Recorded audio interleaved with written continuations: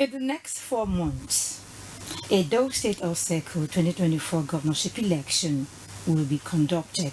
That is precisely on the 21st of September 2024.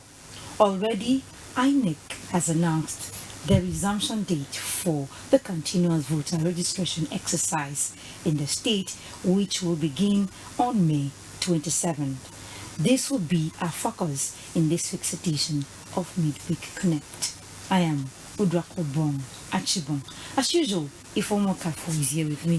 Ifeoma, you're welcome to the program. Thank you so much, Udrak. You look so beautiful this morning, as usual. As usual. And you know, the journey to Edo 2024 election is gradually Exactly. moving towards the climax. And Exactly. we're having Registration from registration and and of course, we're looking at campaigns. the continuous voter registration, Exactly. which is soon to commence. To comment on the 27th of this month. Precisely, yeah. So before we look into that, let's take you on a little bit tidbit.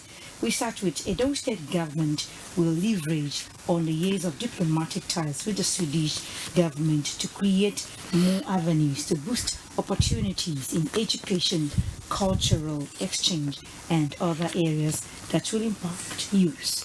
Governor Godwin Obaseki was speaking when he received the Swedish ambassador and head of mission to Nigeria, Annika Hon Eglund, at the government house.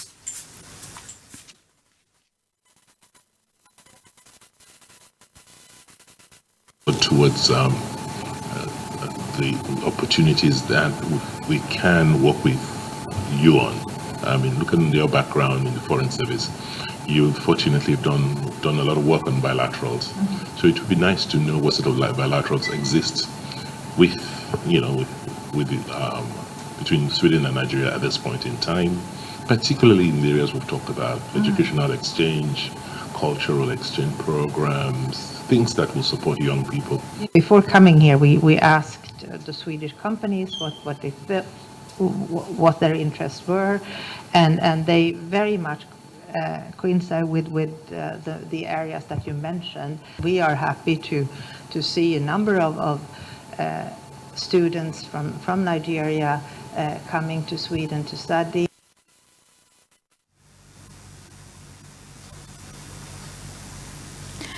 A one-day capacity building workshop to strengthen the fight against trafficking in persons and increase awareness at the grassroots has been held in Benin. The workshop was organized by the National Agency for the Prohibition of Trafficking in Persons in conjunction with the International Center for Migration on Policy Development, had in attendance heads of schools.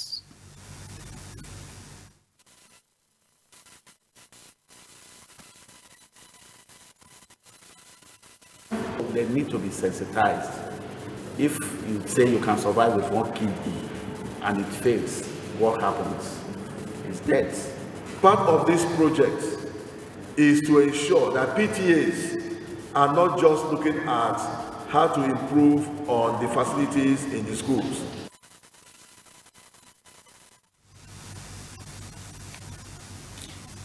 Deputy Governor Godwin Omobayo has reacted to attempts by the Labour Party governorship candidate Olumide Akpata to associate him with the crisis rocking the party in the state. Chief Press Secretary to the Deputy Governor, Victor Adefemi, debunked the allegations, adding that they are unfounded and baseless.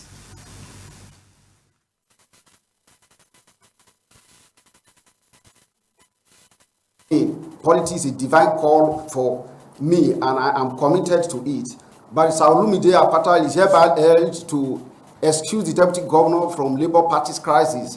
Omobayo has no place for violence and hatred in his style of politics. The Labour Party's candidate should go and verify this.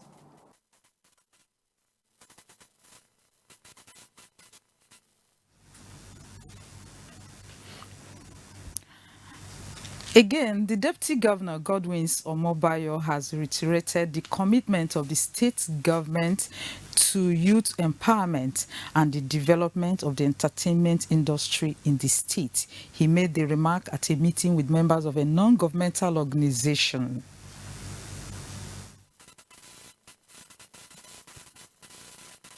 Of recent anything green signifies clean energy, hygiene.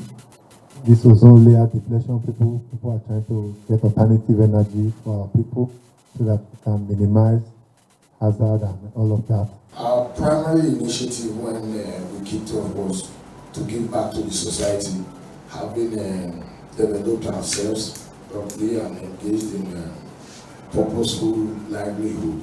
We thought giving back to the less privileged was very important.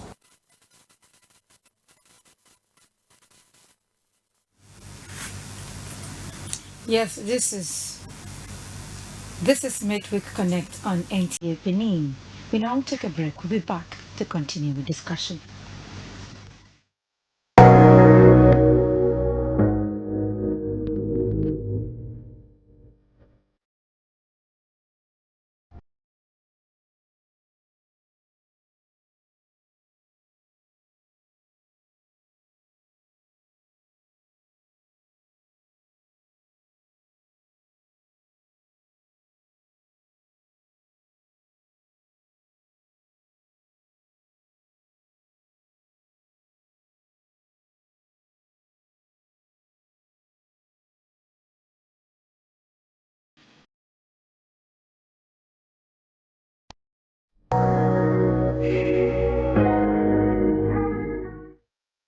Do you live in Aduawa and environ? Or you need a conducive and open field in Aduawa for your wedding receptions, birthday parties, annual ceremony, family or corporate event in a serene and conducive environment that is close to nature? Then look no further. NTA Benin Aduawa is a place for you. NTA Benin Aduawa has a large field for all your events and ceremonies. Also, at NTA Corporate Headquarters TV Road, we have a state-of-the-art, fully air-conditioned, ultra-modern hall for all kinds of indoor events with a standby generating set, guest room, constant power supply. We also have the NTA Pavilion for all outdoor events at the same venue. Guess what? Our prices are affordable, locations are easily accessible, venue is conducive and highly secure. Our outside broadcast van is available 24 hours and can broadcast your events live. And above all, you can air your event on our award-winning programs like Events and Style. Wow! What are you waiting for? Grab this opportunity and have your celebration in a grand style. For inquiries and bookings, please call NTA Benin, the award-winning station. Join us every day on NTA Benin Network Center, Channel 7, VHF. Star Times on Channel 103. You can log on to our social media handles: YouTube, NTA Benin, Facebook, NTA Benin, Twitter, NTA Benin 1. For breaking news, call our news desk on 091 535 59648. NTA Benin, the award-winning station.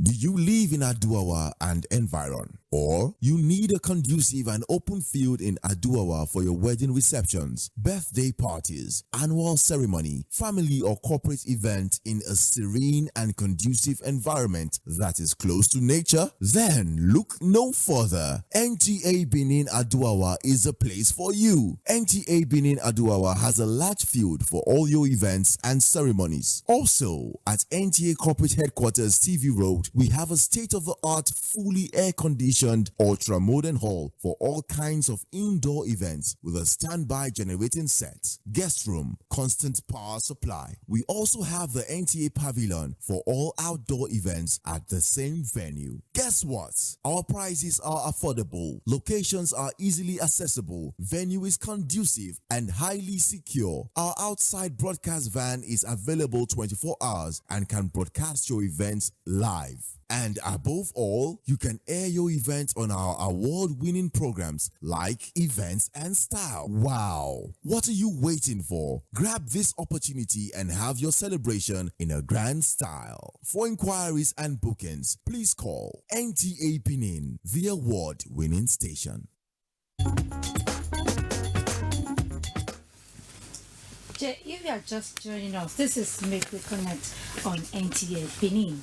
And of course, it's a program that addresses critical issues in the society, cutting across all the sectors. And this week's edition of the program, we'll be looking at the continuous voter registration exercise that is about to commence in the state ahead of the off-cycle Edo 2024 governorship election. And of course, we have a guest in the studio who will be doing justice to the topic. He's no other person but the head voter education INEC Edo State, Timidi Wariwe. You're welcome to the studio, sir. Yeah, thank you very much for having me. Thank you so much for coming. But before we dive into that discussion, we have a backgrounder. Please watch it.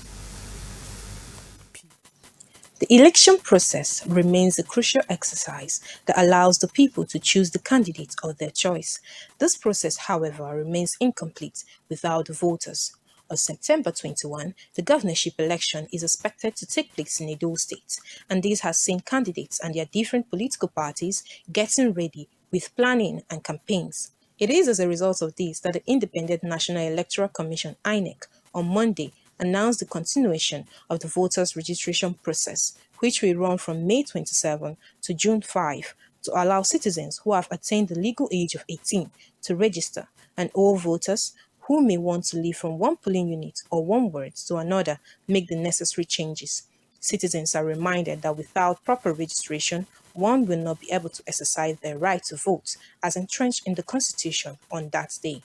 Although a welcomed idea, citizens, however, are concerned about the preparedness of INEC to achieve this within these 10 days, and if the time set will be enough to accommodate all those interested. This will make up the discussion for this week's Midweek Connect. Thank you for that backgrounder.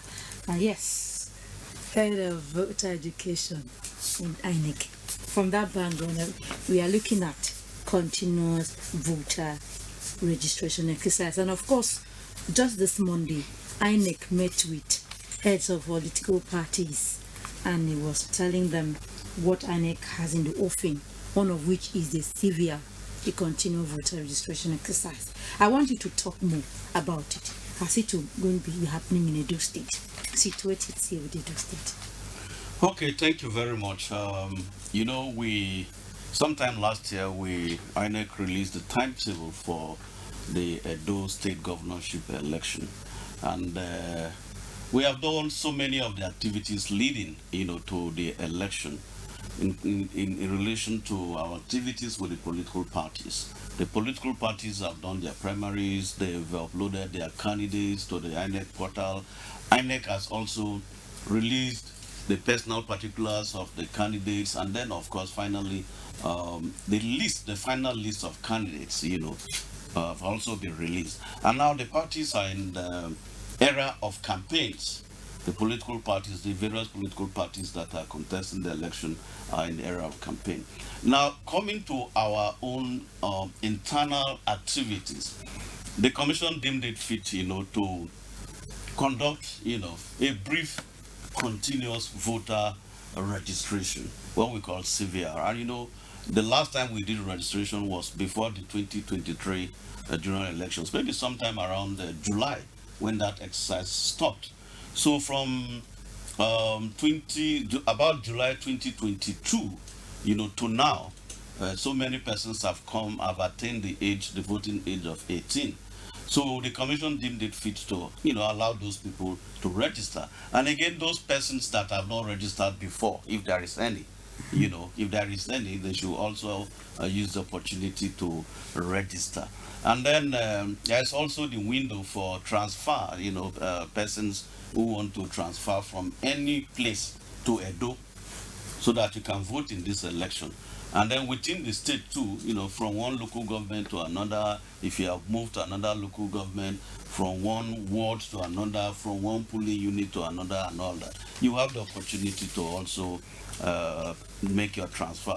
And then those persons that are having defaced PVCs, the nylon is pulled out, is worn out and all that, those persons will also have the opportunity to present themselves at the registration center to also make the INEC personnel there for them to give them their details so that they can get a new PVC. Mind you, if your PVC is old, or what we call defaced, you don't need to register again. It's just to present the PVC to the INEC personnel. They just go to the INEC personnel and then tell them that, show them your PVC is worn out, is defaced, and then they will give you they will start the process of putting your data, and then the process of getting a new PVC for you. You don't need to go and register. Again, within these 10 days, we are also distributing the old PVCs that are in our custody. We stopped collection or issuance of PVC, before, about a month or thereabout, before the 2023 general election. Since after then, we've not commenced the issuance or collection of PVC. So during these 10 days, we are also going to bring out those old PVCs, unit by unit, ward by ward. And of course, we know that the registration will be done at the ward headquarters, ward headquarters. So it's going to be one center per ward. And in Edo State, we have 192 wards, so it's going to be 192 centers, plus the state office here at Ikoba Hill, making it 193 centers. So the PVC collection and all that, all those things will take place, at those centers. So these are the activities we'll be carrying on, within these 10 days. And just these 10 days, because from that background that the former is good packaged, she made mention of that people are concerned about just that 10 days to do all this 193 centers, PVC collections, and judging from the facts of that, those logistics of what happened in last registration, people coming to besiege the INEC and all these things you mentioned. So how can the commission meet up within these 10 days? Well, we hope to meet up. We will be working from 9 a.m. in the morning to 3 p.m. in the afternoon. And of course, there is a proviso. If there are people at the registration center, by that 3 o'clock, they should, there are some persons that are on the queue. By that 3 o'clock, they should allow all of them to register before they close, So we are looking at, we have 193 centers. We are looking at those persons who have not registered before. Okay, so in terms of registration, it's for those persons who have not registered before. And I don't think that within these 10 days at the 193 centers, I think that we are going to capture all of them. And the logistics are there to meet up with all these 192 192 wards plus the state office, making it 193. Yes, there will be different officials. There will be somebody for issuance of PVC. That is different from the person that will do the registration. Okay, so there is that division of labor at the registration center. A different person will be issuing PVC while a different person will be registering. So if, for instance, in a particular ward, you have about 50 persons, or maybe even 100 persons, or even, let's say 200 persons that have not registered in a ward. I'm not talking of local government, in a ward. And then a day we can register up to 100 if the machine is working very well. That is it. If the machine is working very well. So I think that within these 10 days, we are going to capture, if not everybody, all the persons that have not registered, because it's a bit decentralized. It's at the ward headquarters. It's at the ward level. So we are looking at the 193 centers. So we are confident that these 10 days, I think a good number of people, if not everybody, will be registered. And of course, those that are doing transfers too, we are also going to capture them. But let me say this. We Nigerians, we always do things at the dying minute. The program, this activity is starting on Monday, which is the 27th of May. Let them not wait until 30th. Let them not wait until 1st. Let them not wait until the 2nd. And then put pressure on the INEC officials and then start to agitate or clamor for extension. Sometimes we, from experience, we've come to understand that, when these activities begin, the first days, 1 week or thereabout, you won't see people. It's towards the end. When they hear that this is sending, then they will rush and then put pressure on the INEC officials and start making, all sorts of comments. So let anybody that wants to register, because the person has attained the age, or because the person has not registered, or because the person wants to vote in this election, let the person present him or herself, at the world headquarters from the 27th of May, which is the first day that the activities commence. Okay, Now, with that, I think we'll cover a whole lot of people. Okay, so I will still go back to it. This crowding of registrants at registration centers. These are being the bottleneck in the last registration. So, is INEC planning any type of sensitization?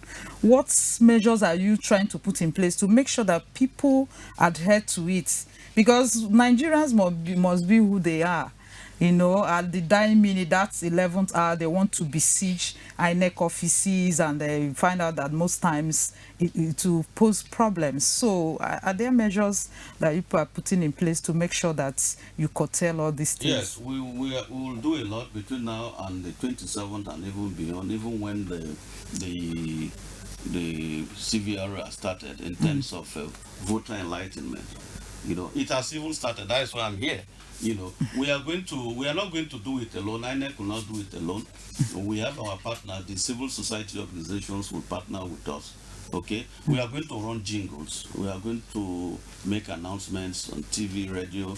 We are also going to run jingles briefly, And then, like I said, we'll collaborate with some civil society organizations to also, decentralize voter sensitization, leading to the continuous voter registration and even the period of voter registration. So all these things are well articulated and mapped out, for us to do, before the CVR and even during the period of the CVR. So let nobody have any fears that people will not know, people will not hear that INEC is doing CVR. In the first place, we are starting with a stakeholders meeting tomorrow. A stakeholders meeting tomorrow being Thursday, the 16th of May. We're having a stakeholders and a large stakeholders meeting at the Commission's office here, Ikuba Hill in Benin City here. The security agencies are invited, civil society organizations are invited, the media are invited, traditional rulers are invited, the clergy, pastors, imam are also, leaders of those various religious groups are also invited, women groups and all that are also invited for that discussion, which will take place tomorrow being the 16th of May. So we are doing a whole lot, in terms of putting our house in order and then informing the public before the commencement of the program on the 27th of May. All right, let's look at the exercise itself. We are talking about, before now, INEC adopts online and probably the manual too. But let's look at it. How it is going to be done this period, and who will be involved in the entire exercise? Well, in this case, there will be no online registration. This is, online. You normally go and fill in your data, all the necessary information. Then you move to the INEC office, to capture your fingerprints. That's how it used to be done. But in this particular case, this is a stopgap measure, something we are doing to capture people that have not registered before this off-cycle governorship election. So we are not going the entire gamut of the continuous voter registration that we used to do, leading to a general election. So this one, there will be no online pre-registration. It's just the registration starts on the 27th, and the registrant must present himself at the registration center. They will present the registrant the form to fill, where you give your details and then you capture your fingerprints and then you are good to go. So that is how it's going to look like. And it's going to be at the ward headquarters, not at the local government offices, but at the ward headquarters. Not also at the polling units, but at the ward headquarters. That's where we are. Why the limitation? Why are we limiting it to just the ward? And you know, when you are talking about ward now, it will involve a whole lot of people going to a center to be registered, and you know what that means. Nobody wants to what's the strength of the officials that will be managing and these enough people? and having enough Because you are equipment talking to of a attend center to. in each local government. I should believe that. No, ward. You are talking of No, ward is. I think small. ward is to get to the people because ward it's is closer. smaller. You have the polling unit where you vote. Then the next stage is the ward.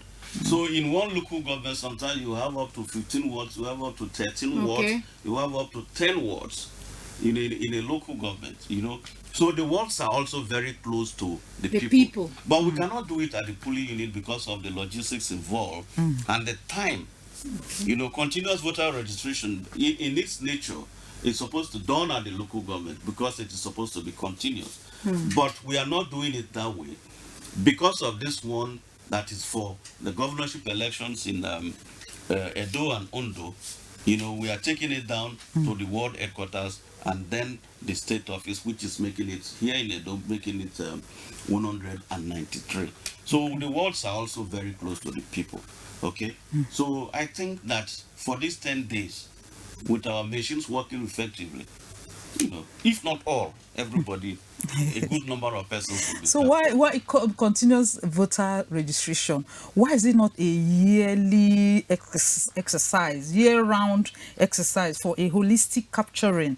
Now, once you're 18 years, you go and register. Then if you think you want to migrate, because that issue of people migrating from state to state, from local government to local government is a Herculean tax. You know, like these 10 days now, I'm still wondering how you're going to capture people. Somebody that wants to travel from here now to Lagos to go and do registration. Within, you travel 3 days, 4 days, then you just have 6 days to do the registration, judging by the fact of how people besiege this. No, but we always tell people to register close to your house.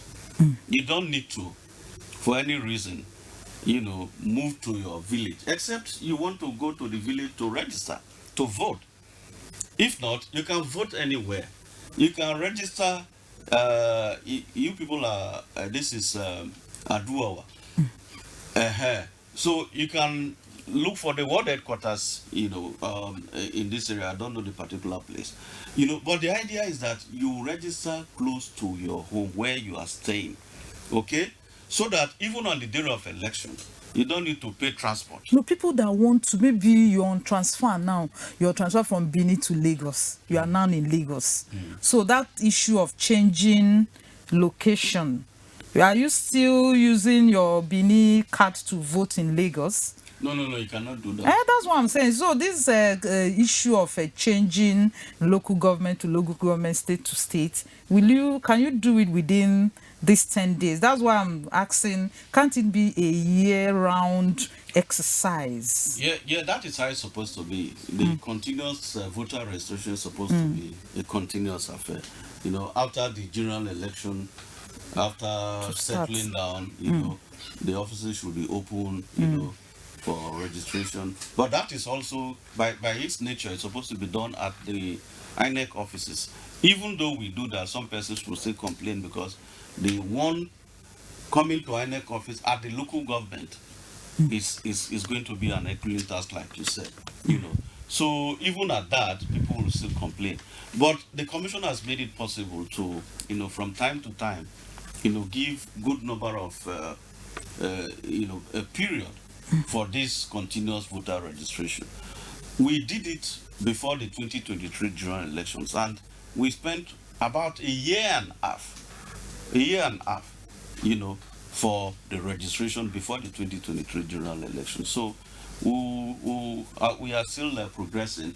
Maybe it will come to a time when the real name, the concept of continuous voter registration will take place, where immediately after elections, offices will be open for people to move in, register, or do transfer, and then move out as the case may be. So how are you, like, the political parties, how do you, is INEC considering co-opting them for this voters registration? Because I think political parties are also very imperative in the issue of voter registration. What are the expectations of INEC of the political parties? Because I heard the chairman was talking to them like they should adhere to timelines and all that, and he was equally calling on them for collaboration in terms INEC, of voter education. So how are they going to come in here in the state? Well, I don't know. You people are media people. I don't know whether political parties do voter education here in the state. I don't know.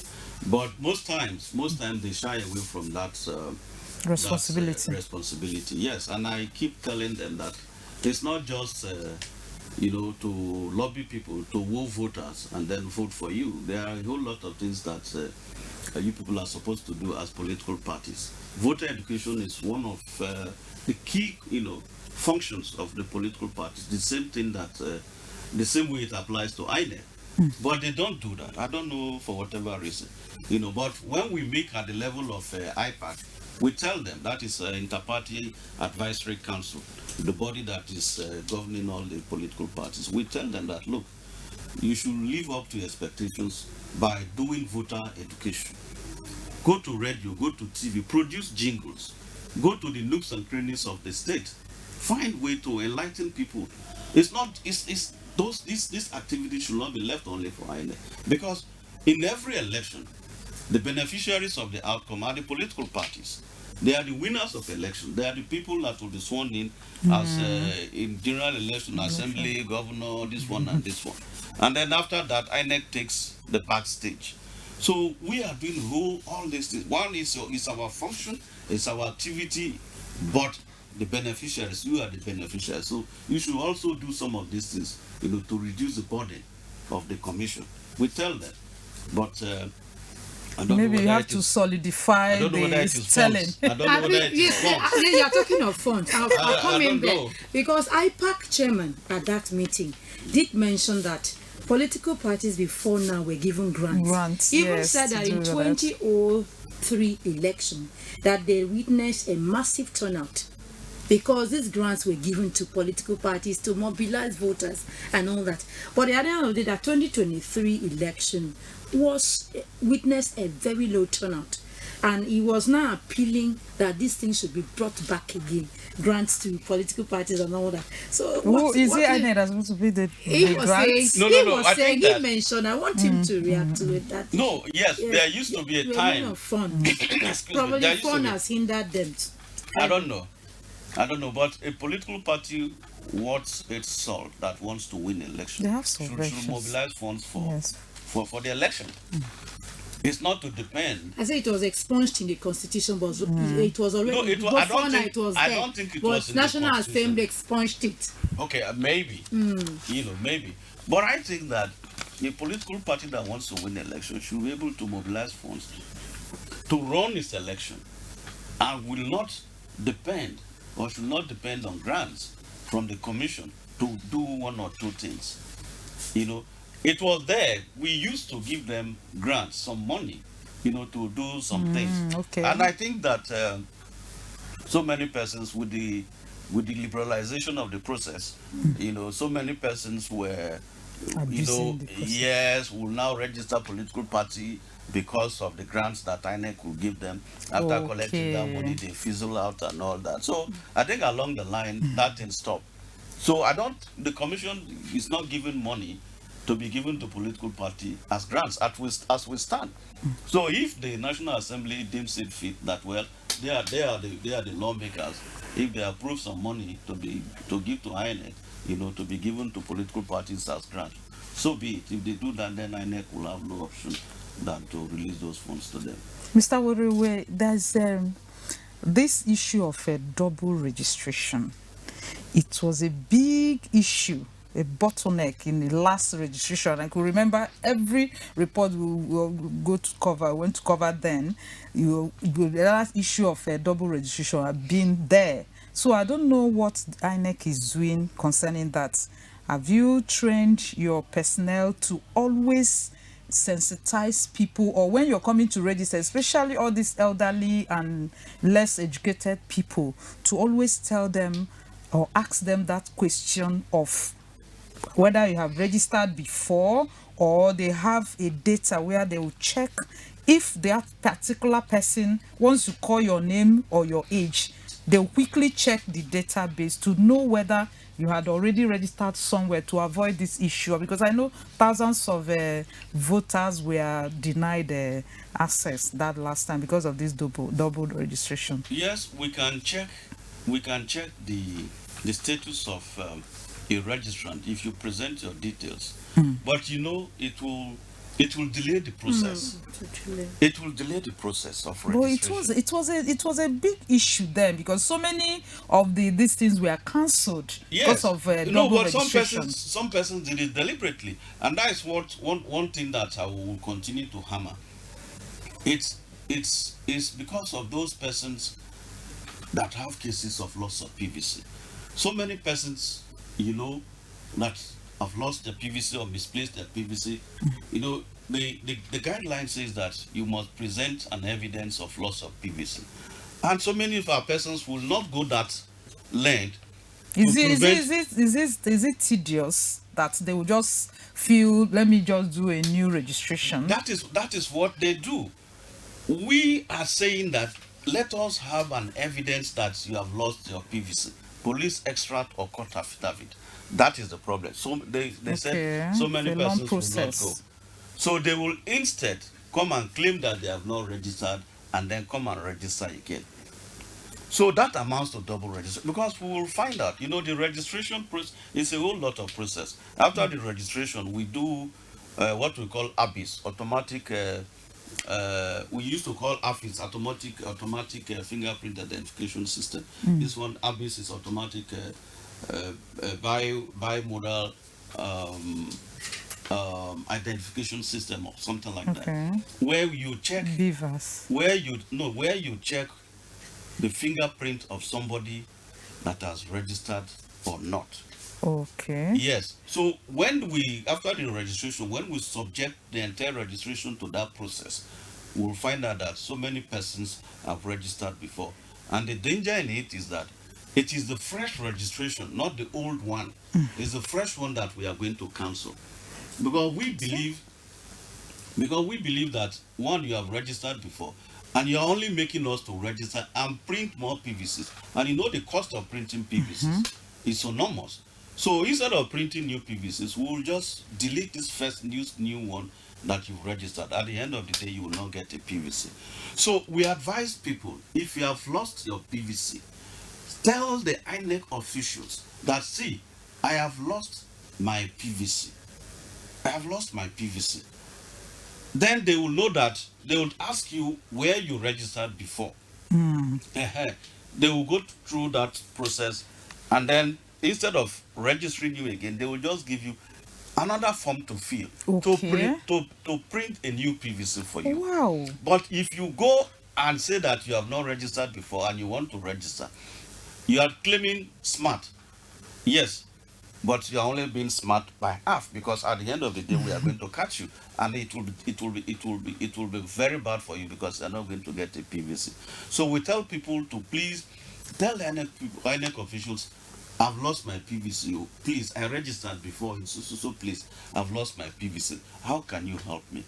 Maybe even without the evidence, even without the affidavit, they can help you and then give you that form to fill, so that we can print a new PVC for you.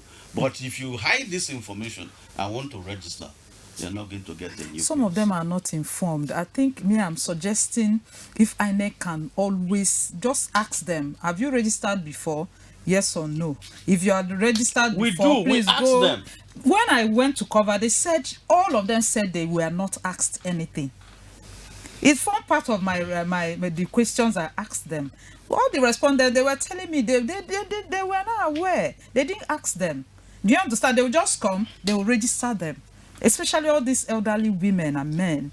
Ask them, have you registered before? Yes, okay, go there. Where did you register? Instead of just quickly putting them through registration, and at the end of the day they will cancel, because a lot of registered voters were cancelled. They may do that to young people that of this age of 18, 19, 20, maybe within that range. But the elderly, some persons you would think you will see that is above 30 years, they used to ask. Okay, Our officials will ask them. No. Because it's not, it's somehow that some person like me or you that they will ask you, you've come this age, have you not registered before? They will ask. I think that will form the part of this time of registration. Let it be part of the questions. You can still re-emphasize this by way of re-emphasizing. Talking about the registration now, who and who should be coming, and what should they be coming with? What is INEC expecting them to be coming with or doing, these new entrants? Because from what you've heard is about new entrants and people who want to maybe transfer their registration. No, you just go to, if you don't even have an ID card, you can still go. If you have an ID card, you can go with your ID card. If you don't have ID card, you can still go. The thing is that they will ask you, if these young ones, they may not even ask whether you've registered before, you've not registered. But I think we'll tell them that they should be asking everybody. Yes. You know, so that people will know that, yes. So you present yourself. The most important thing is presenting yourself, you know, because there is no registration by proxy. You present yourself at the registration center where you want to vote. Because it's done, the registration is done at the ward headquarters, they will still ask you the polling units where you want to vote. That's closest to you. Yes. That there won't be vehicle to convey you to wherever. Exactly. They will ask you the polling unit where you want to vote, and you mention, it's just for you to mention the polling unit, and then they register you in that polling unit, and they will give you a form to fill. If you can fill it, if you cannot fill it, you tell somebody to help you to fill it, and then they will capture your fingerprints, and then you are gone. So, like your question, taking your question directly, if you have an ID card, you can go with it. If you don't have an ID card, you can still go.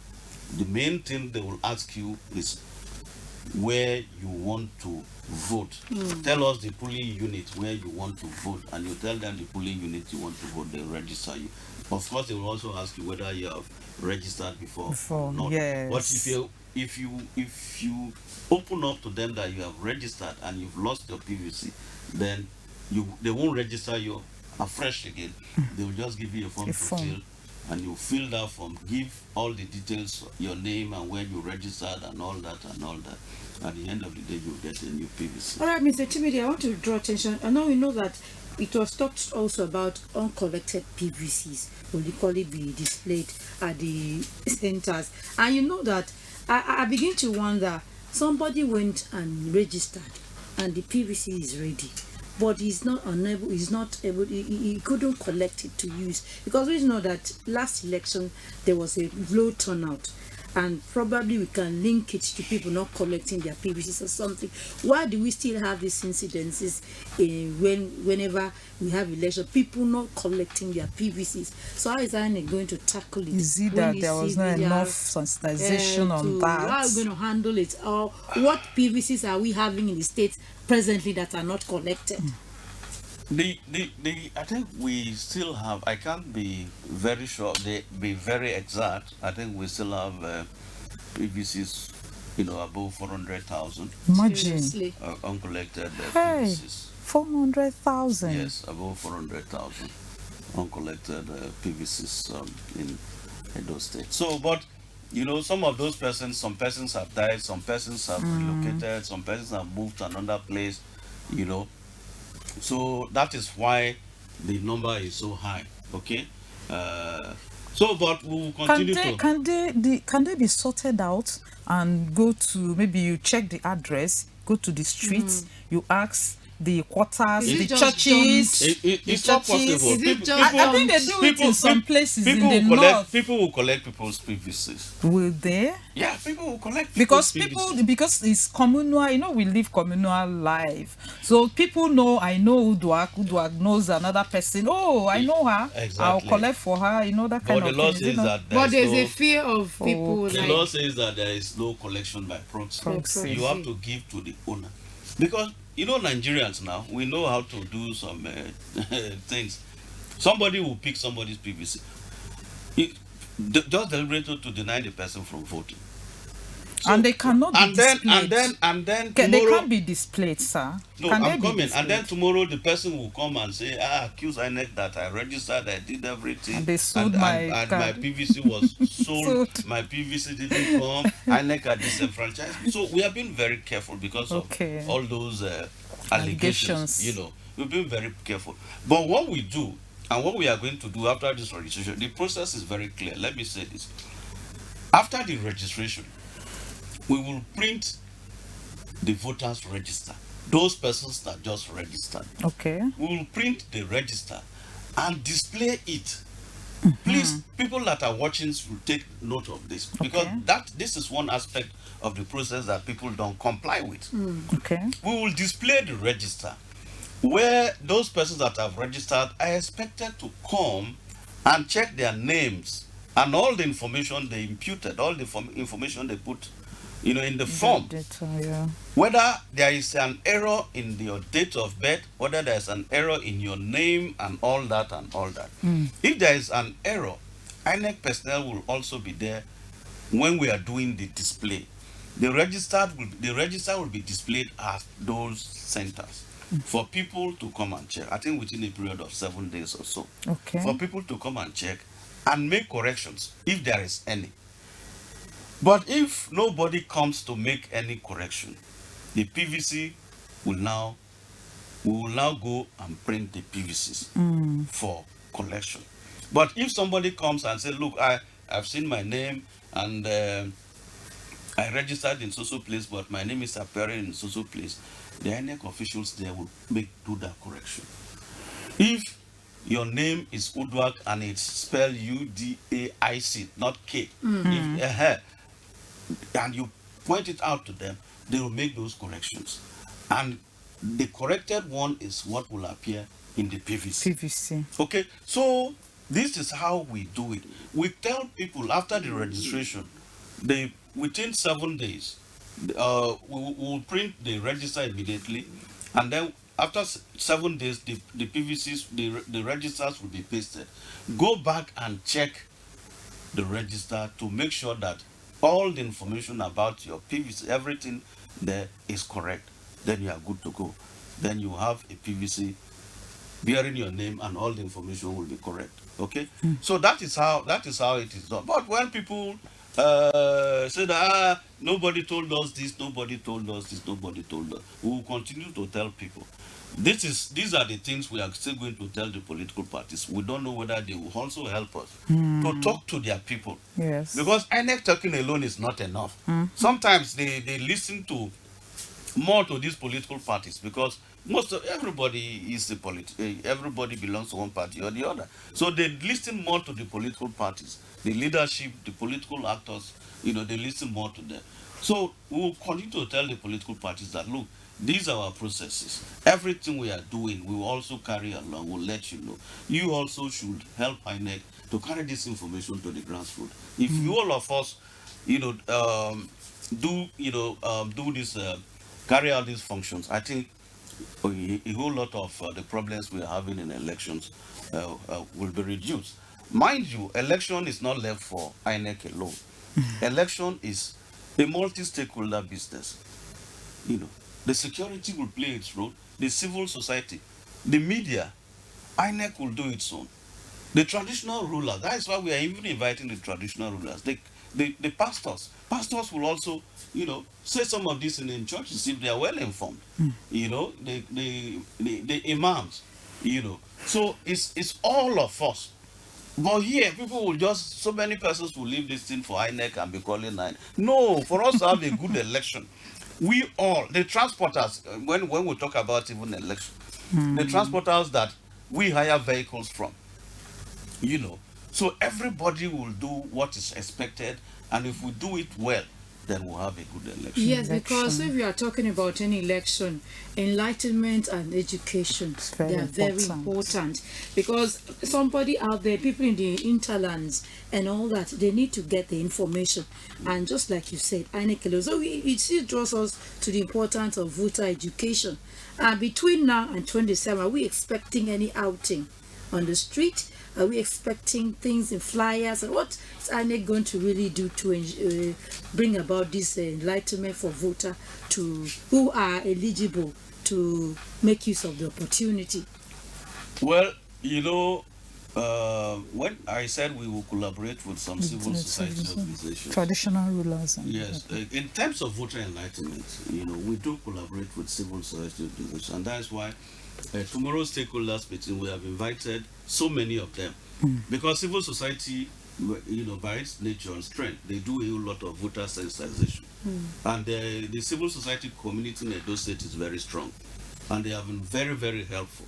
Okay, so we are going to collaborate with them in voter education before the 27th of May, and even when this registration is taking place.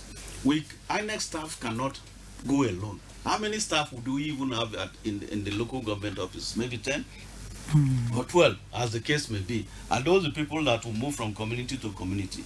So civil societies that know the area very well, that have been doing these communal campaigns and all that, we will engage them, we will talk to them, we will meet with them and assist the commission in sensitizing the people, mobilizing people to come out for the registration. And even after the registration, some of these activities, even after the registration, the civil society organizations will do a whole lot, in partnering with us to help us to carry the message. Even the NOA, because I think that is really where it lies with them, to be able to go to the street, have flyers and all that, talk to people. Because we don't normally see these things happening when occasion like this comes. Well, we will be running jingles, because this is a very brief activity. It's very brief. They just 10 days. So is there a need for extension? It can be extended. We'll also be running jingles. We'll translate. We have some jingles now. We'll translate some of the jingles into local, the dialects, the languages they speak of the people. Yes, and then air them, briefly, to tell the world that, of course, we are serious. Anyway, will do its part, but anyway, most times we'll always say that they are also underfunded. You cannot even blame them. But I think they are also trying. They will also do their best. All right, we are wrapping up. By way of wrapping up the program, Mr. Chimidi, what are your parting words? A lot is expected from INEC as far as the CVR is concerned. The umpire. So even when you want all these because support, it is the sole responsibility of INEC. So a lot of people are looking forward to INEC. Yes. What are they having for us? Are they for real and all that? So and to make sure that you cover up all those bottlenecks that I want to say that let people start to come out from the beginning of the exercise. Let them not wait, because it is 10 days. It's a 10 days activity. Okay? And I will start on the 27th and end on the 27th of May, then end on the 5th of June. Let them not wait until the dying minute.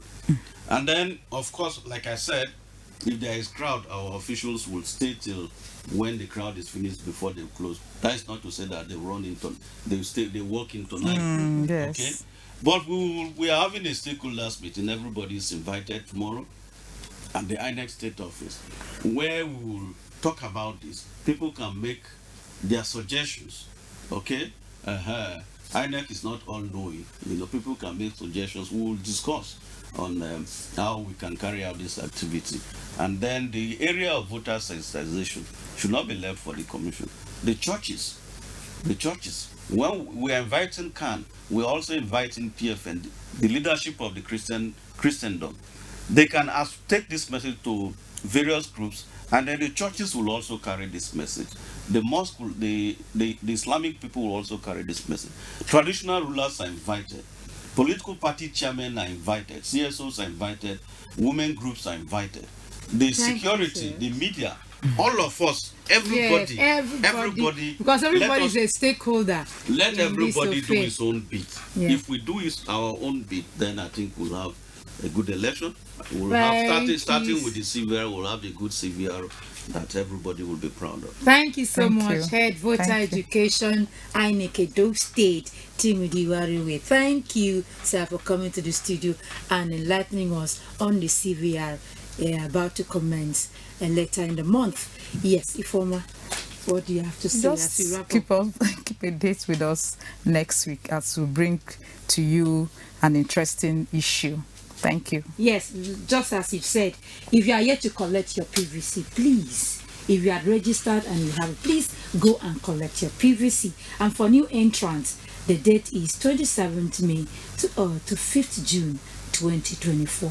Please make use of the opportunity and be part of the process that will elect leaders when the time comes. Thank you so much for being part of the program. We look forward to having you again next week for another interesting edition. Bye-bye.